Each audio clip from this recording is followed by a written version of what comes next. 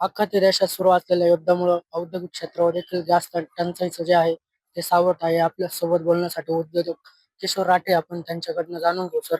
अं, आ- अख्खा देशांमध्ये जे युद्ध चालू आहे त्याच्यावर औद्योगिक क्षेत्रावर काय परिणाम होतो? नमस्कार. तसा जर पाहिला तर आखाती देशाच्या युद्धाच्या मुळे बऱ्याचशा गोष्टींचा प्रॉब्लेम इंडस्ट्रीवरती पडलेला आहे.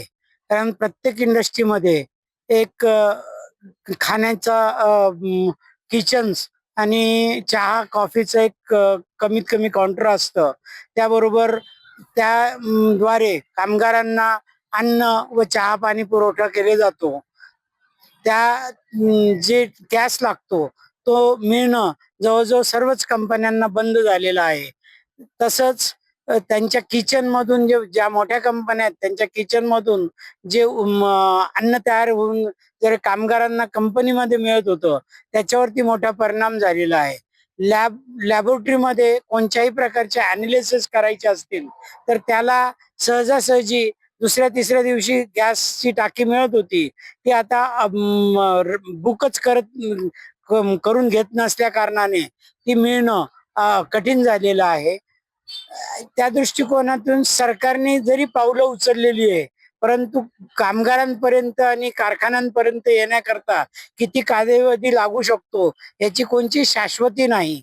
तसंच पेंटिंग किंवा या पद्धतीचे जे काही ज्यांना गॅसची मोठी आवश्यकता असलेले कारखानदार असे सिन्नर परिसरातले जवळजवळ 150 कारखानदारांना त्यांच्यावरती इफेक्ट बसलेला आहे का त्यांचे उत्पादन बंद झाल्या कारणाने जवळजवळ 1000 ते 1200 कामगारांना त्यांचा कामापासून वंचित होण्याची पाळी निर्माण झालेली आहे.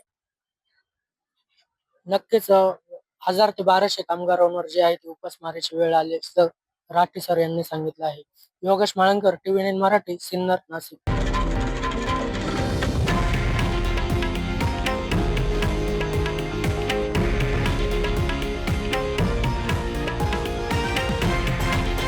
हे आहे देशातील नंबर 1 न्यूज नेटवर्क आणि आपण पाहत आहात TV9 मराठी, एकमेव.